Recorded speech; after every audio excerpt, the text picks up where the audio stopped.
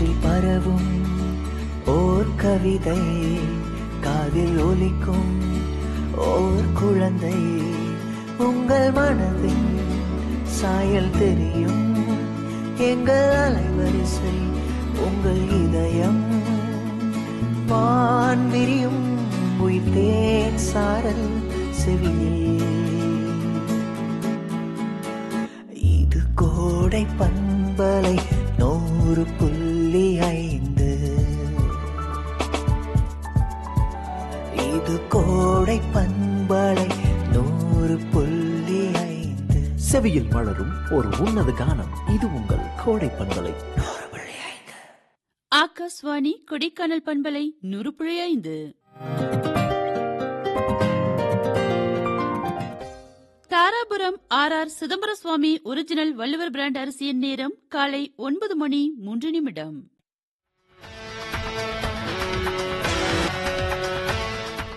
கோடை பண்பலை 100.5 இது வானவில்.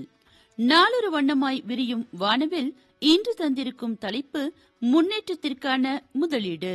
முன்னேற்றத்திற்கான முதலீடு என்ற தலைப்பில் விரிய காத்திருக்கிறது கோடை பண்பலை 100.5 வானவில்.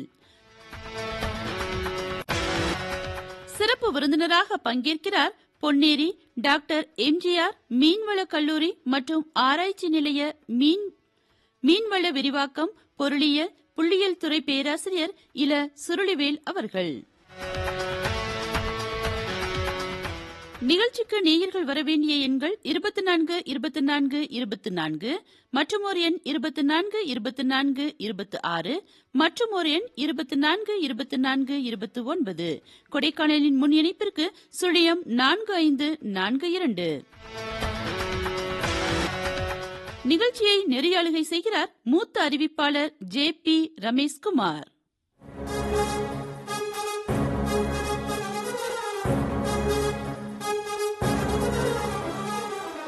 நன்றிகள் பல ஜெனிஃபர்.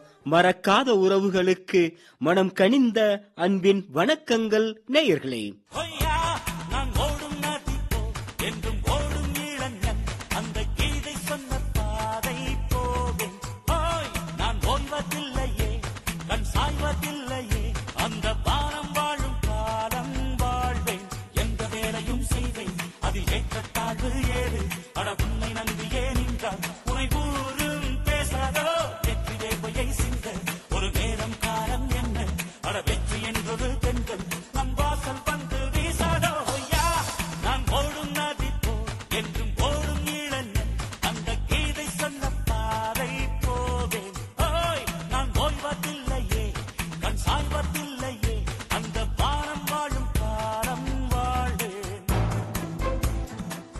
எங்கும் ஒலிக்கும் சொற்றொடர்.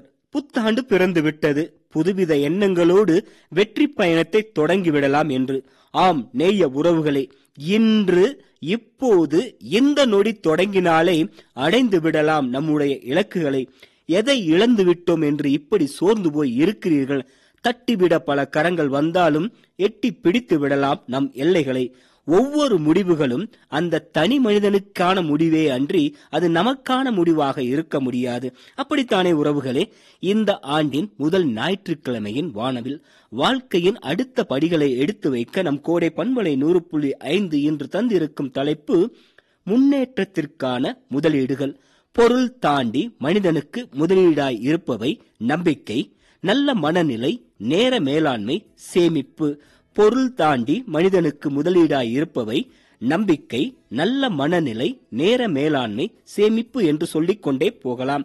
இவை சார்ந்து நமது ஐயங்களுக்கு விடை தர சிறப்பு விருந்தினராக பொன்னேரி டாக்டர் எம்ஜிஆர் மீன்வள கல்லூரி மற்றும் ஆராய்ச்சி நிலைய மீன்வள விரிவாக்கம் பொருளியல் மற்றும் புள்ளியியல் துறை உதவி பேராசிரியர் முனைவர் இல சுருளிவேல் அவர்கள் நம்மோடு தொலைபேசி வழியே இணைந்திருக்கிறார். நம் சிறப்பு விருந்தினர் தேனி மாவட்டம் சின்னமனூரைச் சேர்ந்தவர்.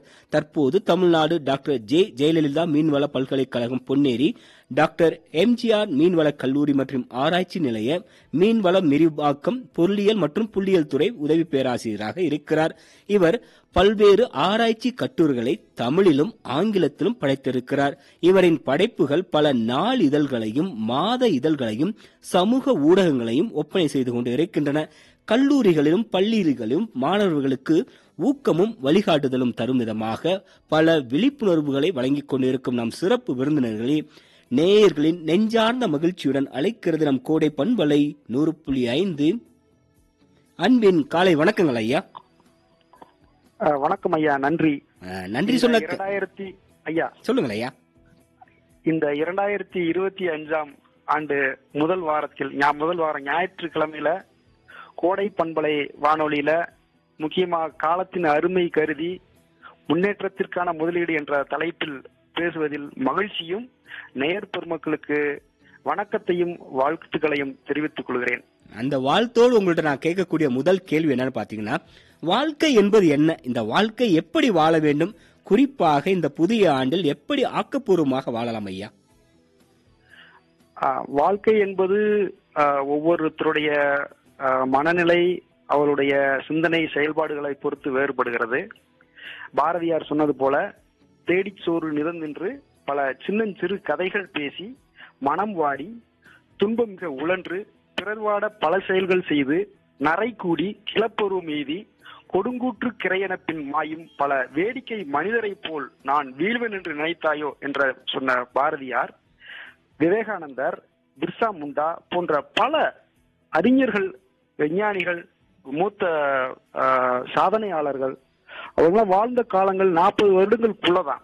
அந்த 40 வருடங்களுக்குள்ள அவங்க வாழ்க்கையை முழுமையா வாழ்ந்து எதிர்கால தலைமுறையினர் பலர் பேசக்கூடிய வழிகாட்டுதலுக்கு விட்டு சென்று உள்ளார்கள். ஆனால் அதே சமயம் வாழ்க்கை 100 வருடங்கள், இந்திய குடிமகனுடைய சராசரி வயது 71 வயது 70 வயது வைத்துக் கொண்டால் கூட இருந்த இடம் தெரியாமல் என்ன அவருடைய வாழ்க்கை என்ன, எதற்காக பிறந்தோம், என்ன செய்து கொண்டிருக்கிறோம் என்ற ஒரு நிலை இல்லாமல் வாழ்கின்றனர். சிலர் வாழ்க்கை பூந்தோட்டமா, இல்ல போர்க்களமா, இல்ல ஒரு மகிழ்ச்சியானதா, இல்ல உயிர் வாழ்வதற்கா என்ற ஒவ்வொருத்தருடைய கேள்வி வாழ்க்கை என்பது எல்லோருக்கும் பொதுவானது.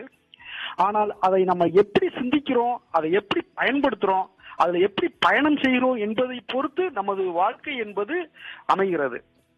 அதனால வாழ்க்கை என்பது நாம வாழ்வதற்கான ஒரு வாய்ப்பாக நம்ம பார்க்கணும். அப்படிதான் இருக்கணும் சொல்லி இருக்கிறீங்க, அழகா சொல்லி இருக்கும். இந்த நேரத்தில் உங்களிடம் ஐயம் கேட்க காத்திருக்கும் நேய உறவு யாரோ. வருக வணக்கம். திண்டுக்கல் மாவட்டம் தெற்காலையூரிலிருந்து நாகராஜன் பேசுறேன் மேடம். அன்பின் வணக்கம் ஐயா. கேளுங்க ஐயாட்ட. ஐயா கேளுங்க கேளுங்க கேளுங்க கேளுங்க ஐயா, உங்க கேள்வி கேட்கலாம். முன்னேற்றத்திற்கான முதலீடு எதுன்னு கேட்டிருக்கீங்க. முதலீடு என்ன, உழைப்பு தானே சார்? உழைப்பு தானு சொல்லி கேட்டிருக்காங்க. உழைப்பான்னு சொல்லி ஐயாட்ட கேட்டலாமா? என்னை பொறுத்தளவுல முதலீடு உழைப்பு தான் சார். உழைப்புக்கான முதலீடு உழைப்பு தான். சரிங்கய்யா, சொல்லியிருக்காங்க. சொல்லுங்க, நீங்க சொல்லுங்க. நிச்சயம் ஐயா சொன்னது மாதிரி எந்த ஒரு உற்பத்தியும் எந்த ஒரு வெளிப்பாடும் உழைப்பின் வெளிப்பாடு தான். இப்ப அந்த உழைப்பு உடல் வருத்தி செய்யும் போது அதற்குண்டான பலன் நிச்சயமா கிடைக்குது. அதான் வள்ளுவர் அழகா சொல்லியிருக்காரு, தெய்வத்தான் ஆகாதெனினும் முயற்சிதான் மெய்வருத்த கூலி தரும். அந்த உழைப்பு அதற்கான ஊதியத்தை உடனடியாகவோ இல்ல தாமதமாகவோ அதற்குண்டான பலனை கிடைக்க செய்து கொண்டுதான் இருக்கிறது. அதனால உழைப்பு என்பது மிக மிக அவசியம். அதான் பொதுவா சொல்லுவாங்க, ஒளிப்படாத கல் சிலையாவதில்லை, உழைப்பில்லாத கனவு நனவாவதில்லைன்னுவாங்க. நம்ம எந்த ஒரு விஷயமா இருந்தாலும் அதுக்குண்டான உழைப்பு, அதை எப்படி நம்ம செதுக்குகிறோம், அது எது நமக்கு தேவையான வடிவங்களை தருகிறது. இது ரொம்ப முக்கியமானது. முக்கியமாக உழைப்பு இல்லாமல் எந்த ஒரு உற்பத்தியும் கிடையாதுன்றதை நம்ம புரிந்து கொள்ளலாம் என்று சொல்லி இருக்கும். இந்த நேரத்தில் இணைப்பில் காத்திருக்கும் அடுத்த நேயர் யாரோ. வருக வணக்கம். இணைந்திருக்கிறோம் வானவெளியில். வணக்கம். சகோதரருக்கும் சிறப்பு விருந்தினருக்கும் வணக்கம். வணக்கம். தமிழை வணங்கி பண்பலையில் இணைவது தேனி மாவட்டம் போடி நாயக்கனூர் உஷாநந்தினி கண்ணன். கேட்டுருங்க. சொல்லுங்க. ஆனா இப்ப நான் ஒரு கைவினை கலைஞரா இருக்கிறதுனால என்னுடைய கேக்குறீங்கன்னா, நேர மேலாண்மை பத்தி சொல்லுங்கண்ணா. முன்னேற்றத்திற்கான வழிங்கிற தலைப்புல நேர மேலாண்மை, அத பத்தி கொஞ்சம் சொல்லுங்கண்ணா. சொல்லிடுவாரு, கேட்டுடலாம். இப்ப நீங்க இப்ப கைவினை கலைஞர்ன்றதே உங்களுடைய நிறைய பேர் உழைக்கிறாங்க, சில உற்பத்தி நடவடிக்கைகளை ஈடுபடுறாங்க. அதை எப்படி சந்தைப்படுத்துறது, எப்படி அதை மதிப்பூட்டப்பட்ட பொருளா மாற்றி பெரிய அளவுக்கு விற்பனையை மேற்கொண்டு லாபம் ஈட்டு வருதுன்றது ஒரு அதுல முக்கியமா நேர மேலாண்மை சிறப்பா இருந்தா இன்னும் பெரிய சாதனைகளும் பெரிய ஒரு முன்னேற்றத்துக்கு போக முடியுன்றத நம்ம புரிஞ்சுக்கிற வேண்டியது இருக்கு. இப்ப நேர மேலாண்மை நீங்க நீங்க உங்களுடைய தொழில் சிறிய அளவுல இருக்கா, இல்ல நடுத்தர அளவுல இருக்கா, இல்ல பெரிய அளவுல இருக்கான்றது அதை பொறுத்து உங்களுடைய திட்டமிடலை நீங்க வகுத்துக்கலாம். அது இப்ப நீங்க உங்களுடைய இலக்கு என்ன மாதிரி உங்களுடைய தொழிலை வளர்ச்சி அடைய செய்யணும்ன்ற ஒரு ஃபர்ஸ்ட் உங்களோட திட்டமிடல் வேணும். இந்த ஸ்மார்ட்னஸ் சொல்லுவாங்க. ஸ்மார்ட்னஸ் சொன்னா எந்த ஒரு விஷயத்துக்கு ஸ்பெசிபிக், அதாவது ஒரு ஒரு தெளிவு வேணும், ஸ்பெசிபிக்கா இருக்கணும். அதே மாதிரி பாத்தீங்கன்னா அது மெஷரபிள், அது அளவிடக்கூடியதா இருக்கணும், அது தொடர்புடையதா இருக்கணும், ரெலவெண்டா இருக்கணும். அதே மாதிரி அதோடைய இது டைம் பவுண்டு, ஒரு ஒரு நம்ம எந்த ஒரு விஷயத்திற்கும் ஒரு இத்தனை மணிக்குள்ள முடிக்கணும், இத்தனை நாட்களுக்குள்ள முடிக்கணும்ன்ற ஒரு கால வரையறை ரொம்ப ரொம்ப முக்கியம். இந்த மாதிரி ஒரு ஸ்மார்ட்னஸ் சில விஷயங்கள் இருந்தாலேயும் நிச்சயமா அது பெரிய வெற்றியை தேடித்தருன்றது என்னுடைய கருத்து. நீங்க என்ன தொழில ஈடுபடுறீங்கன்றது அது முக்கியமா, அது ரொம்ப மனதில் வைக்க வேண்டியது இருக்கு. அது சம்பந்தமான விஷயங்கள்ல இந்த ஸ்மார்ட்னஸ் இருந்தா நிச்சயம் பெரிய சாதனையை கொண்டு வரும்ன்றது என்னுடைய கருத்து. அழகான கருத்தை முன் வைத்திருக்குமே இந்த நேரத்தில் பண்பலையில் மாற்றங்களின் மறுமொழி, ஏற்றங்களின் இதய ஒளி பண்பலை 100.5 இணைந்திருக்கிறோம் வானவெளியில். இன்றைய வண்ணமாக முன்னேற்றத்திற்கான முதலீடுகள், பொருள் தாண்டி மனிதனுக்கு என்னவெல்லாம் முதலீடுகளா இருக்கலாம் என்று பற்றி பேசிக்கொண்டு இருக்கிறோம். ஐயா, கடந்த காலத்தையும் இழந்தவைகளையும் மட்டுமே பேசிக்கொண்டே அல்லது நினைத்துக் கொண்டே இருப்பதால் நம்முடைய முன்னேற்றங்கள் எப்படியெல்லாம் தடைபடும் என்று நீங்கள் நினைக்கிறீர்கள்? எப்பயுமே கடந்த காலங்கள் நமக்கு ஒரு அனுபவமாகத்தான் நம்ம பார்க்கணும். எதிர்காலத்துல இனி மீதி இருக்க காலங்களை நம்ம எப்படி கடக்கணும்ன்ற விஷயம் ரொம்ப ரொம்ப முக்கியம். பொதுவா நான் ஒவ்வொரு வருடமும் எங்களுடைய கல்லூரி மாணவர்கள், முதலாம் ஆண்டு சேரக்கூடிய மாணவர்களுக்கு நான் தொடக்கத்திலேயே சொல்லக்கூடிய விஷயம் தான். ஆரம்பத்துல ஒரு 20% விழுக்காடு நம்மளுடைய நேரத்தை இதுவரையே செலவிட்டோம்னா இனி வரக்கூடிய ஒரு 40 விழுக்காடு ப்ரொடக்டிவ் ஏஜ். அதுக்கடுத்து நம்மளுடைய சிந்தனை செயல்பாடுகள் ஓரளவு சரிய ஆரம்பிக்கும். அந்த காலங்களை செலவழித்த காலங்கள் இனி வரக்கூடிய காலங்களை எப்படி செலவிடலான்றது திட்டமிடுறதும் புத்திசாலித்தனமே ஒழிய நாம பாஸ்ட் கடந்த விஷயங்களை வருந்தக்கூடாது. அதே மாதிரி நாம சில பேர் இந்த தொழிலை சேர்ந்துட்டு நான் அப்பதான் நஷ்டம் அடைஞ்சிட்டேன், இந்த படிப்பு படிச்ச போது எனக்கு வாய்ப்பு கம்மியா இருக்கு, எனக்கு ஒரு எங்க அப்பாவோ எங்க அம்மாவோ இல்ல உறவினர்கள் விரும்பி சேர்த்து விட்டா எனக்கு விருப்பம், ஏதோ ஒரு கடந்த விஷயங்களை பேசுறாங்க.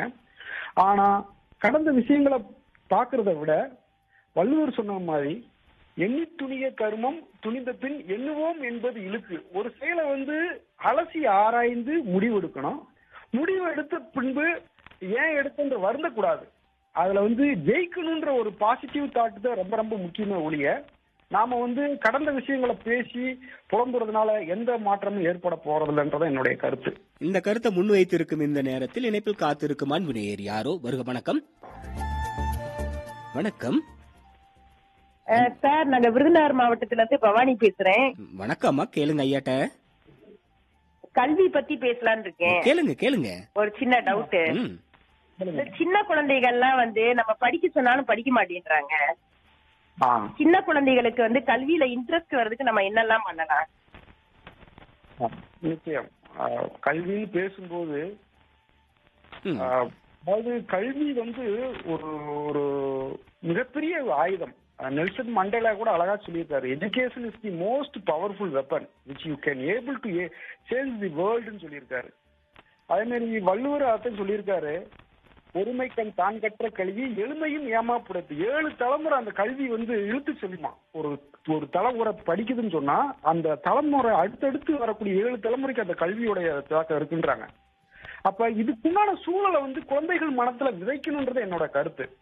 நாட்டம், அதாவது புக்கு படிக்கிறோம், ஒரு விஷயத்த பாக்குறோம், அது ஒரு படிப்பு வேறு வாழ்க்கை வேறுன்ற சிந்தனை இல்லாம அன்றாட நடக்கக்கூடிய வீட்டுல போற இடங்கள்ல பார்க்கக்கூடிய விஷயங்களை எப்படி கல்வியோடு எப்படி தொடர்பு படுத்துன்ற கலைய பெற்றோர்கள் விதைக்க வேண்டும். அது ரொம்ப ரொம்ப முக்கியம் பாக்குறேன். அப்ப நாட்டம் இயல்பாவே ஏற்பட ஆரம்பிச்சிருக்கும். பொதுவாகவே சப்ஜெக்ட்ன்றது ஒரு முழுக்க முழுக்க படிச்சு எக்ஸாம் எழுதுறதுன்னு பாக்குறாங்க.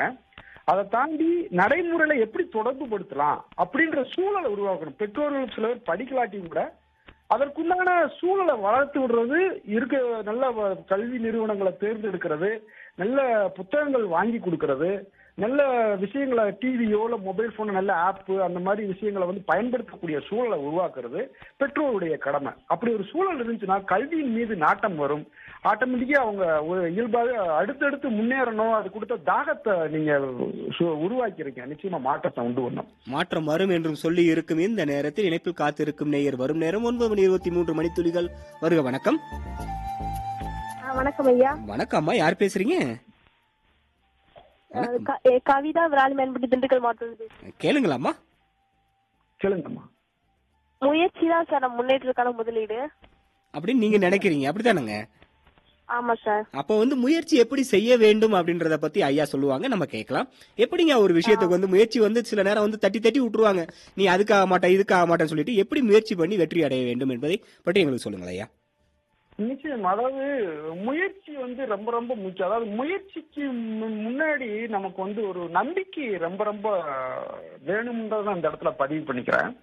இப்ப இந்த நம்பிக்கைன்னு ஒரு விஷயம் பேசும்போது இப்ப பாத்தீங்கன்னு சொன்னா ஒரு காந்த விசையூட்டப்பட்ட ஒரு இரும்பு துண்டால தன்னுடைய எடையை போல் 12 மடங்கு எடையுள்ள பொருட்களை தூக்க முடியுன்றாங்க. அதே மாதிரி அதே இரும்பு துண்டுல இருந்து காந்த சக்தியை நீக்கிட்டோன்னு பாத்தீங்கன்னா ஒரு இறக கூட தூக்க முடியாதான்.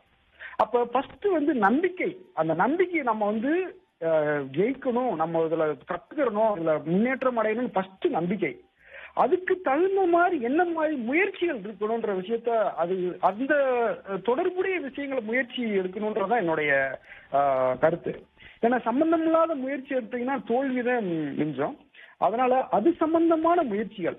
நீங்க உதாரணத்துக்கு ஒரு பள்ளியில வேலை பாக்குறீங்கன்னு சொன்னா அது பள்ளியில வேலை பாக்குறீங்கன்னா அதை எடுத்து முன்னேற்றம் அடையணும்னு சொன்னா அது சம்பந்தமான படிப்புகளை படிக்கலாம்.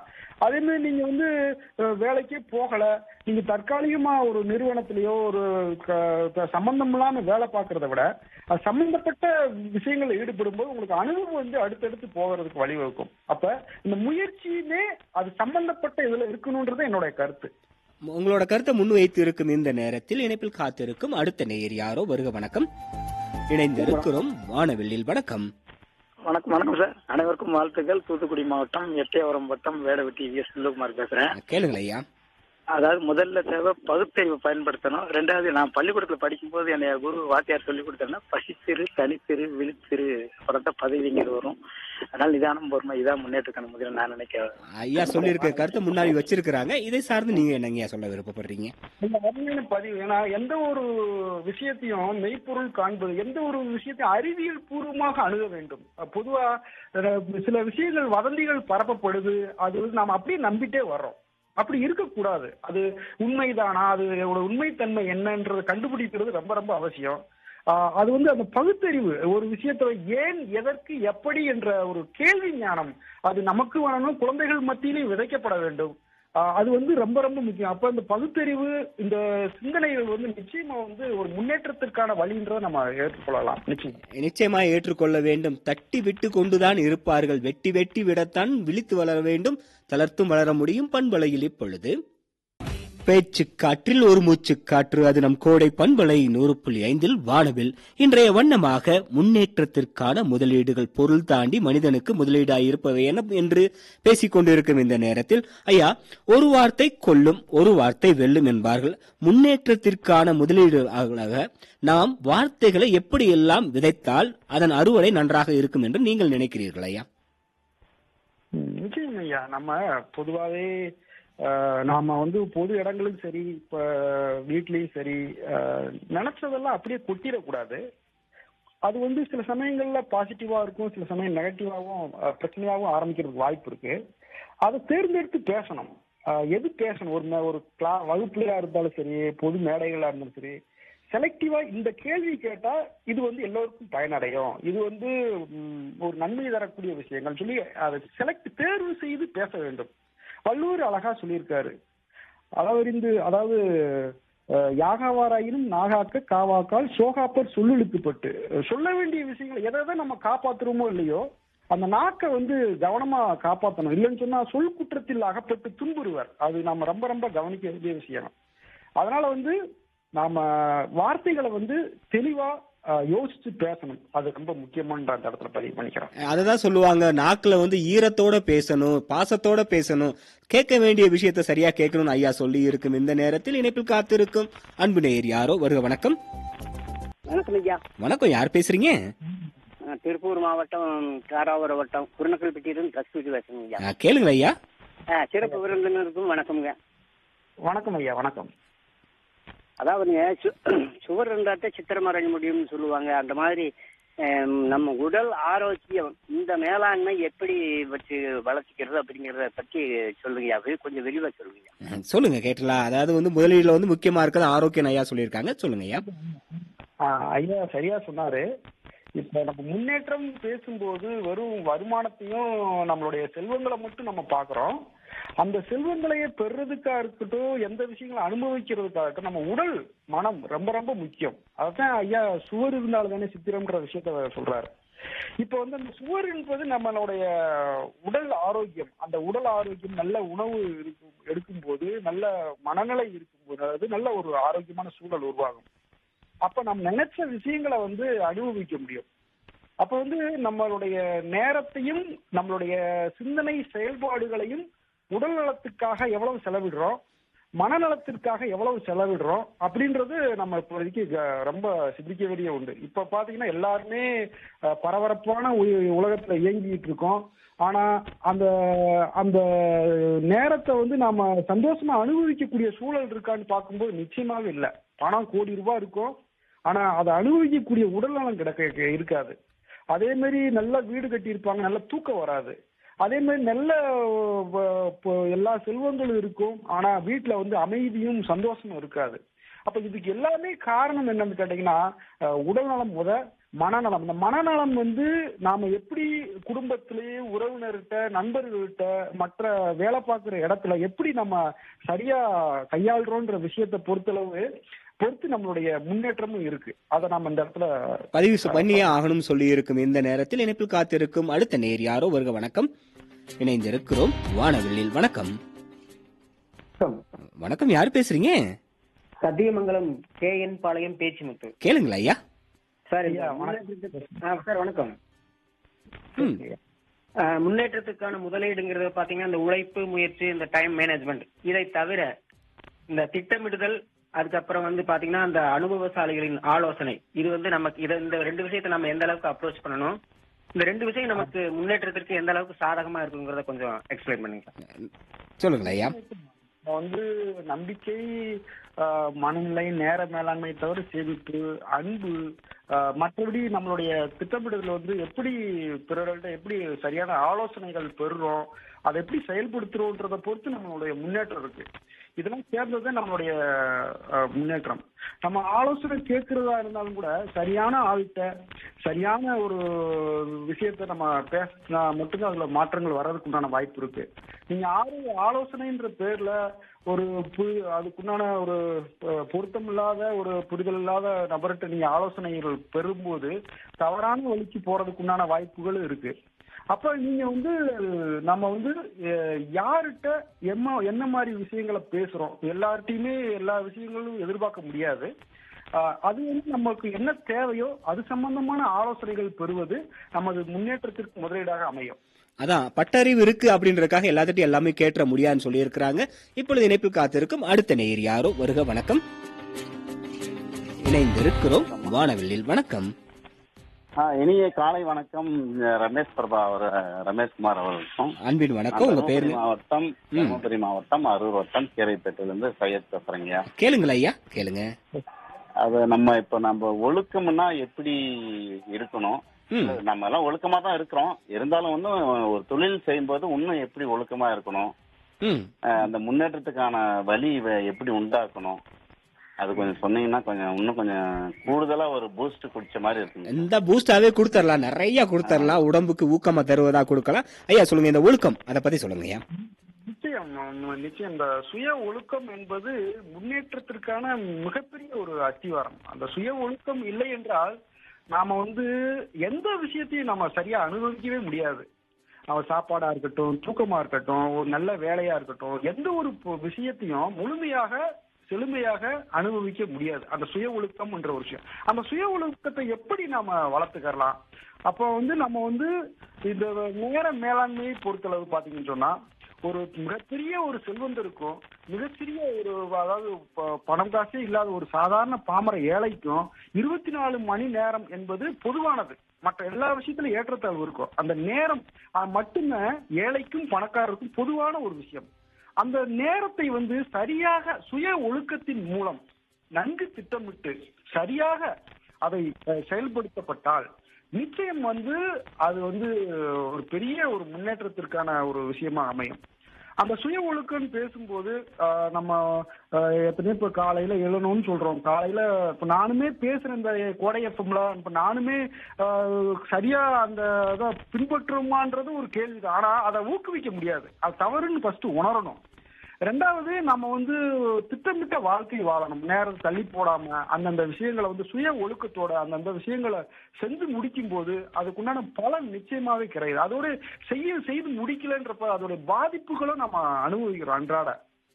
அப்ப அந்த சுய ஒழுக்கம் என்பது நேரத்தை எவ்வாறு கையாள்வது, அதை எவ்வாறு செயல்படுத்துவது என்பது நம்ம அந்த இடத்துல முக்கியமா பார்க்க வேண்டியது. ஒழுக்கம் என்பது யாரும் விதைக்கப் போவது கிடையாது, நமக்காக வர வேண்டும் என்று சொல்லி இருக்கும் இந்த நேரத்தில் எண்ணங்களின் வண்ண மொழியாம் நம் கோடை பண்பலை 100.5 இணைந்திருக்கிறோம் வானவில்லில். இன்றைய வண்ணமாக நாம் எடுத்துக்கொண்ட தலைப்பு முன்னேற்றத்திற்கான முதலீடுகள்.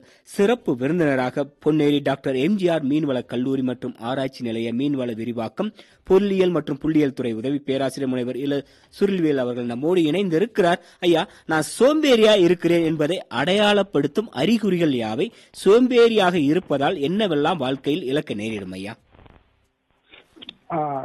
நம்மளுடைய மிகப்பெரிய எதிரியே யாருன்னு கேட்டீங்கன்னா சோம்பேறித்தனம் தான். இது நம்மளோ அந்த சோம்பேறித்தனன்ற நண்பன் நம்மளோடய வளர்த்துக்கிட்டே வர்றோம்.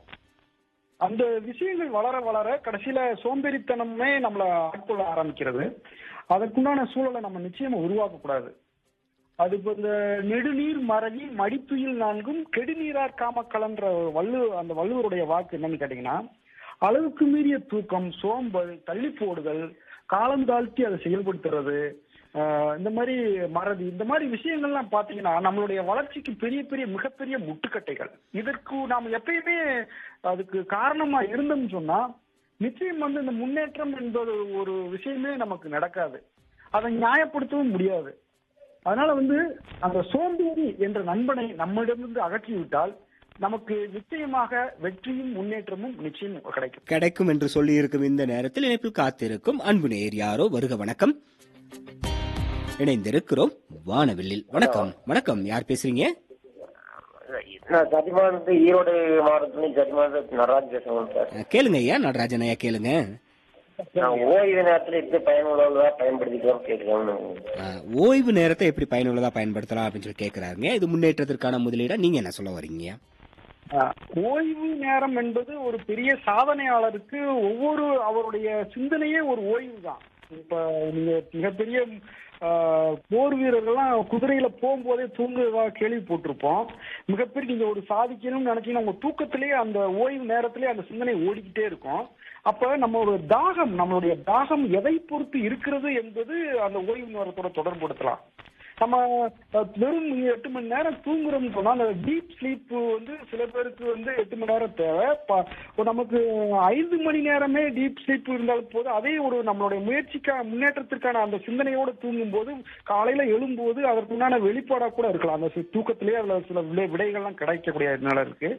அதனால அது மட்டும் இல்லாம நம்ம டிவி பாக்குறோம், அது ஒரு ஓய்வு நேரத்துல படம் பாக்குறோம், சில விஷயங்கள் பாக்குறோம். அது பயனுள்ள வகையில நல்ல விஷயங்களை பார்க்கலாம். மொபைல் போன் பாக்குறோம், அதுல எப்படி ஏதாவது தகவல் அரசு திட்டங்களோ ஏதாவது இருக்குன்னு பார்க்கலாம். இல்ல இது நம்ம முன்னேற்றத்திற்கு ஏதாவது கட்டுரைகள் இருக்கான்னு படிக்கலாம். இல்ல குழந்தைகளுக்கு ஏதாவது நல்ல விஷயங்கள் சொல்லித்தரதுக்கு ஏதாவது தகவல் இருக்கான்னு பார்க்கலாம். இதெல்லாம் நம்ம ஓய்வு நேரங்கள்ல செலவிடக்கூடிய நேரமா பார்க்கலாம். பார்க்கணும் சொல்லி இருக்கிறீங்க. அதாவது ஓய்வு என்பது நாம் செய்யக்கூடிய ஒரு தொழிலை, ஒரு வேலையை, மாற்று வேலை எதுவாக செய்கிறோமோ அதுதான் ஓய்வாக சிலர் கருதுகிறார்கள். அப்படி இருக்கும் இந்த நேரத்தில் நம் கோடி பண்பலை 100.5 மங்களன் மங்கள் திருச்சி மற்றும் சேலம், தேனி ஆனந்தம் சில்க்ஸ் அண்ட் ரெடிமேட்ஸ் வழங்கிக் கொண்டிருக்கும் வானவில். இசைவானில் இன்ப உலா நடத்தி கொண்டிருக்கிறது. இன்றைய வானவில் முன்னேற்றத்திற்கான முதலீடுகள் என்ற தலைப்பில் பேசிக் கொண்டு இருக்கிறோம். இப்பொழுது இணைப்பில் காத்திருக்கும் நேயர் யாரோ. வருக, வணக்கம். வணக்கம். அனைவருக்கும் வணக்கம். நெல்லை மாவட்டம் மேலப்பாளையம் பிஸ்மி பேசுகிறேன். அனைவருக்கும் புத்தாண்டு பொங்கல் நல்வாழ்த்துக்கள். வாழ்த்துகளோடு உங்க கேள்வி அப்படியே கேட்டுருங்க. அதாவது நான் ஒரு குறிப்பு வச்சு வாழ்றேன். எப்படின்னா, முதல்ல கவனம், இரண்டாவது ஒழுக்கம், அதாவது உண்மை, நாலாவது உழைப்பு, அஞ்சாவது உயர்வு. இந்த 5 வகையில நான் வாழ்றேன். என் முன்னேற்றத்துல அடைஞ்சிருக்கேன். சரிங்க. அதே மாதிரி நம்ம மக்கள் சொன்னா ஏன் கேட்க மாட்டேங்கிறாங்க அப்படிங்கிற ஆதங்கம் தான் எனக்கு ரொம்ப இருக்கு. அவங்களுக்கு ஆதங்கப்படுறாங்க. அவங்களுக்கு என்ன நீங்க அறிவுரை சொல்றீங்க? ஏன் இவங்க சொல்றத கேட்கணும்னு நீங்க நினைக்கிறீங்க? நிச்சயம். அதாவது உங்க அளவுல இதை சிந்திக்கிறதே பெரிய விஷயம். நிச்சயம் இந்த சிந்தனை உங்க குடும்பத்துல ஏதோ ஒரு வகையில மாற்றங்களை உண்டு பண்றதுக்கான வாய்ப்பு நிச்சயம் இருக்கும். அது நீங்க வேலை பார்க்குற இடத்துலயே இதை பரப்ப முடியும். இது நீங்க ஒரு தனி மனிதன்றதை விட அதுக்குண்டான சூழலை நீங்க தொடர்ந்து அதை பத்தி பேசும்போது, பேச வாய்ப்பு கிடைக்கும் போது, எழுத வாய்ப்பு கிடைக்கும் போது, மக்களுக்கு ஏதோ ஒரு தகவலை நீங்க எழுதலாம், பேசலாம். அது ஒரு மாற்றங்களை உண்டு பண்ணும். அதுக்குண்டான அரசாங்க திட்டங்களை உண்டாக்கக்கூடிய சூழ்நிலையும் உருவாக்குறதுக்கு உங்களை மாதிரி சிந்தனைகள் காரணமா இருக்கக்கூடிய சூழலை உருவாக்கலாம். அதே மாதிரி மற்ற இந்த ஒத்த சிந்தனை உடையவருடைய சேர்ந்து பயணிக்கலாம். அதே மாதிரி நீங்க அதுக்குண்டான என்னென்ன வாய்ப்புகள் இருக்கோ அது அதுக்குண்டான வாய்ப்புகளை ஏற்படுத்தி தரதுக்குண்டான நிலைகளை உருவாக்கலாம். அந்த மாதிரி நிறைய விஷயங்கள் இருக்கு. நிச்சயமா தனி மனித முன்னேற்றம் தான் நாட்டுடைய முன்னேற்றம் என்பது போக, நிச்சயம் அதை யோசிக்கிறீங்க, நிச்சயம் அதுக்குண்டான மாற்றங்களை உருவாகும் என்ற சிந்தனைகளை பயணிப்போம் அப்படி சொல்லுங்க. இப்ப பாத்தீங்கன்னா, முன்னேற்றத்திற்கான முதலீடுகளாக இருப்பவர்கள் இந்த காலத்து இளைஞர்கள். அவங்க பாத்தீங்கன்னா மிக அறிவாளிகளாக, சக்தி வாய்ந்தவர்களாக இருக்கிறார்கள். அவர்களை பெரியவர்கள் எப்படி புரிந்து கொள்வது, முயற்சி செய்ய வேண்டும் ஐயா? நிச்சயம். அதாவது இந்த உலகத்துல பிறந்த எல்லோருக்கும் ஒவ்வொரு திறமைகள் உண்டு. முக்கியமா இளைஞர்களுக்கு சில திறமைகள், தனித்துவமான திறமைகள்லாம் உண்டு. அதை முதல்ல பெற்றோர்கள் அடையாளப்படுத்த வேண்டும். நிறைய பேர் அந்த குழந்தைகளுக்கு, அந்த இளைஞர்களுக்கு அவங்களுக்கு என்ன தனித்திறமைகள் இருக்குன்னு கண்டுபிடிக்கிறதே கிடையாது. அவங்களுடைய விருப்பங்களை பெற்றோர்கள் பரிசீலனை பண்றதோ பாக்குறதோ குறைவாத்தான் இருக்கு. அதனால விருப்பத்திற்கு மாறாக ஒரு படிப்பு படிக்கும் போதோ, இல்ல அவங்கள வேற விதத்துல சேர்க்கும் போதோ, இல்ல அவங்களுக்கு கண்டுக்கிறாம விடும்போது அவங்க பாதை மாற ஆரம்பிக்குது. அப்ப ஒவ்வொருத்தருக்கும் சில பேர் படிப்பு மட்டும்தான் பெரிய சாதனையா நினைக்கிறாங்க. அப்படி கிடையாது. படிப்பு என்பது ஒரு லைசன்ஸ் மாதிரி தான். சில பேர் லைசன்ஸ் வச்சிருப்பாங்க, டிரைவ் பண்ண தெரியாது. சில பேர் நல்லா டிரைவ் பண்ணுவாங்க, லைசன்ஸ் இருக்காது. அப்ப அதுல படிப்பு என்பது ஒரு லைசன்ஸ் தான். அந்த படிப்புக்கு உண்டான தகுதியும் திறமையும் அவங்களுக்கு வளர்த்துக்கிறது ரொம்ப முக்கியம். அப்ப ஒவ்வொரு இளைஞர்களுக்கு என்ன திறமை இருக்கோ அது சம்பந்தமான விஷயங்கள்ல வழிகாட்டுறது, அதுக்குண்டான சூழலை உருவாக்குறது மிக அவசியம்ன்றதான் நம்ம நாட்டுடைய பொருளாதாரமும் எல்லா மாற்றங்களும் அமைஞ்சிருக்கு. அது சொல்லுவாங்க, ஆங்கிலத்தில் சொல்லுவாங்க, you should know your onion அப்படின்னு சொல்லுவாங்க. நீங்க என்ன வேலை பாக்குறீங்க அதை பத்தி தெரிந்திருந்தால் மட்டும்தான் தெளிவு கிடைக்கும் என்று சொன்ன வேளையில் காற்றின் கரம் பிடித்து கடந்து வந்து கொண்டு இருக்கிறோம் வானவெளியில். இன்றைய வண்ணமாக முன்னேற்றத்திற்கான முதலீடுகள். அவரிடம் ஐயம் கேட்க காத்திருக்கும் நேயர் யாரோ. வருக, வணக்கம். வணக்கம் ஐயா. வணக்கம். வணக்கம். யார் பேசுறீங்க? கரூர் மாவட்டம் அரவக்குறிச்சி வட்டத்திலிருந்து வடுகப்பட்டிங்கிற குட்கிராமத்திலிருந்து வாசு பேசுறேங்க ஐயா. வாசு ஐயா, கேளுங்க. அதாவது ஐயாவுக்கும் வணக்கம், சிறப்பு விருந்தினர் ஐயாவுக்கும் வணக்கங்க ஐயா. தனிமனித முன்னேற்றம்ங்கிறது கொஞ்சம் கூட்டு முயற்சி இருந்தாதாங்க ஐயா கொஞ்சம் சிறப்பா நடக்கும். இப்போ எனக்கு ஒரு ஆலோசனை நான் ஒரு முன்னேற்றத்துக்கான பாதையில போறேங்க ஐயா. அது சில நேரம் நல்லதாக இருக்கலாம், சில நேரம் தவறாக நடந்துடலாம். அது மாதிரி ஐயா மாதிரி ஆளுகிட்ட ஆலோசனை பண்ணி, ஐயா நான் இந்த மாதிரி பண்றேங்க, இப்படி பண்ணலாங்க, விவசாய குடும்பம் தான் நாங்க, இது பண்றேங்க, இது இந்த சூழல்ல இந்த பட்டத்துல இது செஞ்சா நல்லா இருக்குங்களா, இப்படி 4 பேர் ஆலோசனை பண்ணி போனோம்னா சிறப்பா இருக்குங்க ஐயா. அது ஆலோசனை எல்லாத்தையும் கேட்டுடலாமா அப்படின்னு சொல்லி ஐயா சொல்றாங்க. அது சரியா இருக்குமான்றத நீங்க சொல்லுங்க ஐயா. கூட்டு முயற்சி தான் எல்லாமே. ஒரு தனி மனிதனுடைய சிந்தனை, அந்த சிந்தனை எப்படி வருதுன்னா ஒரு கூட்டு முயற்சி, மற்றவர்களிருந்து கட்டுறது பெற்றதன் மூலியமா வருது. இதே ஒத்த சிந்தனையுடையவர்கள் ஒரு கூட்டு முயற்சியில ஈடுபடும் போது அதுக்குண்டான முன்னேற்றங்கள் நிறையவே வரும். அதனால கூட்டுறவே நாட்டுயிர்கள்லாம் நீங்க வார்த்தைகள் கேள்விப்பட்டிருப்பீங்க. கூட்டுறவு, அந்த ஒற்றுமை என்பது மிக மிக அவசியம். அது கூட்டு முயற்சி தான். கூட்டு முயற்சி. ஆனா எல்லார்த்திட்டும் எல்லாத்தையும் கேட்ட முடியாது. சில நேரம் நம்மள காலை புடிச்சு இழுத்து விடுறவங்களும் இருப்பாங்க. அதையும் நம்ம இனம் கண்டுபிடிக்கணும்னு சொல்லி இருக்கிறோம். இப்ப பாத்தீங்கன்னா பொருளாதார ரீதியாக வாழ சிக்கனம் மிக முக்கியமா இருக்கு. அது போல நல்ல மனிதனாக இருக்க நாம் எந்தெந்த விடயங்களில் சிக்கனமாக இருக்க வேண்டும் ஐயா?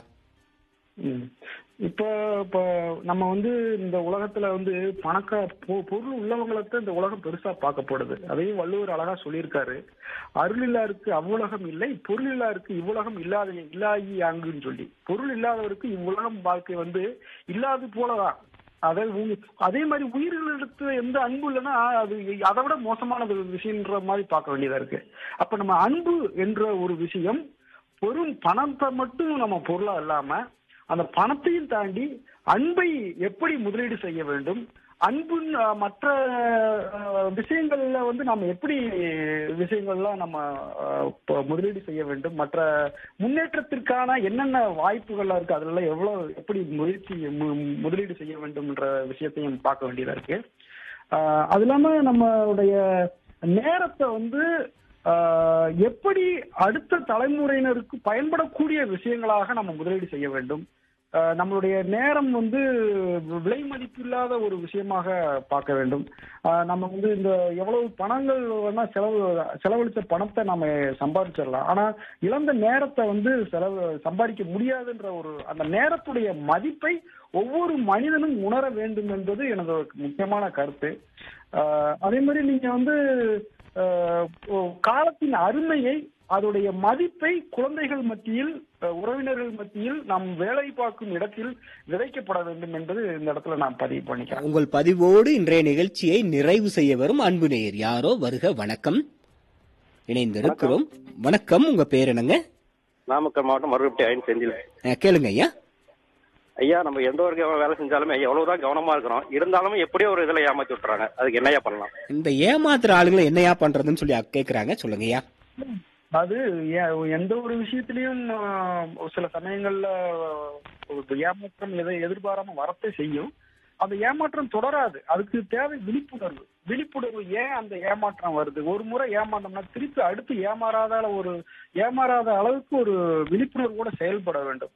அதே மாதிரி ஒரு பொருளை வாங்குறோம், ஒரு பொருளை விற்கிறோம், மற்றவங்களை ஏமாத்தணும்னு நினைக்க கூடாது, நாமளும் ஏமாறக்கூடாதுன்ற ஒரு விழிப்புணர்வு இருந்தாலேவும் அடுத்து ஒரு மாற்றங்கள் வர்றதுக்கான சூழல் இருக்கு. இந்த ஏமாற்றம் அப்படின்றத நம்ம தெளிவா பேசிக்கொண்டு இருக்கும் இந்த நிகழ்ச்சியில ஏறத்தாழ நிகழ்ச்சியோட நிறைவு பகுதிக்கு வந்திருக்கோங்கய்யா. இந்த நிகழ்ச்சி நிறைவாக இந்த இனிய நாளில் முன்னேற்றத்திற்கான முதலீடுகள் சார்ந்து எங்களுக்கெல்லாம் என்னவெல்லாம் சொல்ல விருப்பப்படுகிறீர்கள் ஐயா? நிச்சயம், நான் ஆரம்பத்துல சொன்ன மாதிரி தான், நம்ம காந்தமாக இருக்க வேண்டுமா இல்ல சாதாரண இரும்பாக இருக்க வேண்டுமான்ற யோசிக்கணும். காந்தம் என்பது நம்பிக்கை. நமது நம்பிக்கை மற்றவர்களை ஈர்க்கக்கூடிய அளவாக இருக்க வேண்டும். அந்த நம்பிக்கை என்ற ஒரு விஷயம்தான் பலரை ஈர்க்குது, அந்த அடுத்து முன்னேற்றத்துக்கு அழைத்து செல்கிறது. அதே நம்பிக்கை இல்லாத மனிதர்கள் விரக்தியில் காசு கொடுத்தாத்த வேலைக்கு போகணும், பணம் இருந்தாத்த முன்னேற முடியும்ன்ற ஒரு சிந்தனையிலே பயணிக்கிறாங்க. அவங்க முகம் வாடி இருக்கக்கூடிய நிலைமை ஒரு விஷயங்கள் இருக்கு. அதே இது நம்பிக்கையோட இருக்கும்போது நிறைய விஷயங்கள் மாற்றங்கள் வருது. முக்கியமா பாத்தீங்கன்னு சொன்னா ஒவ்வொரு பிறந்த நாளும் ஒவ்வொரு புத்தாண்டு இனிப்போடு கொண்டாடுறோம். அதே அந்த ஒவ்வொரு பிறந்த நாளும் புத்தாண்டு இப்ப வரையும் எவ்வளவு ஆக்கப்பூர்வமா பிறருக்கு பயனுள்ள வகையில வாழ்ந்திருக்கோம். இனி மீதி இருக்க காலங்களை எப்படி செலவழிக்கணும்ன்ற ஒரு தொலைநோக்கோடு அந்த நாட்களை நம்ம சிந்திச்சோம்னா இனி வரக்கூடிய ஒவ்வொரு புத்தாண்டு நமக்கு ஒரு மிகப்பெரிய ஒரு மதிப்பு மிக்கதா அமையும். எதிர்கால தலைமுறையினர் நம்மளை ரொம்ப புகழக்கூடிய நிலையை உருவாக்கக்கூடிய நிலை ஏற்படும். இதுதான் என்னுடைய கருத்து. நேரத்தின் அருமை கருதி ஒவ்வொருவரும் கடினமாக உழைக்க வேண்டும். அந்த கடினமான உழைப்பு மற்றவர்களுக்கு பயன்படக்கூடிய அளவில் இருக்க வேண்டும். ஏதோ பிறந்தோம், வாழ்ந்தோம், இறந்தோம் என்பது இல்லாமல் நாம் ஒரு முறை வாழ்ந்தாலும் பல தலைமுறை பேசக்கூடிய அளவிற்கு நம்மளுடைய வாழ்க்கை முறை அமைய வேண்டும். அதற்கான சூழ்நிலையாக எந்த ஒரு விஷயத்தையும் ஆக்கிக் கொள்ள வேண்டும். புத்தகங்களை நிறைய வாசிக்கணும். எதிர்கால தலைமுறைக்கு வாசிப்பு பழக்கத்தை அதிகமா ஊக்குவிக்க வேண்டும். ஏன், எதற்கு, எப்படி என்ற கேள்வி ஞானத்தை குழந்தைகளை கேட்கக்கூடிய சிந்தனைகளை தூண்ட வேண்டும். இப்படி ஒரு சூழ்நிலை இருக்கும்போது நிச்சயமாக இனி வரக்கூடிய காலங்கள் ஒரு ஒரு பெரிய ஒரு மாற்றத்திற்கான முன்னேற்றத்திற்கான சூழலை உருவாக்கும்ன்றது என்னுடைய கருத்து. காற்றில் கலந்த ஒவ்வொரு மணித்துளிகளும் நாங்கள் கேட்ட கேள்விகளுக்கு பதில் தந்த உங்களுக்கு கோடை பண்பலை 100.5 சார்பாக மனமார்ந்த நன்றிகளை கூறி நாங்களும் விடைபெறுகிறோம். நன்றி, வணக்கம் ஐயா. நன்றி, வணக்கம் ஐயா.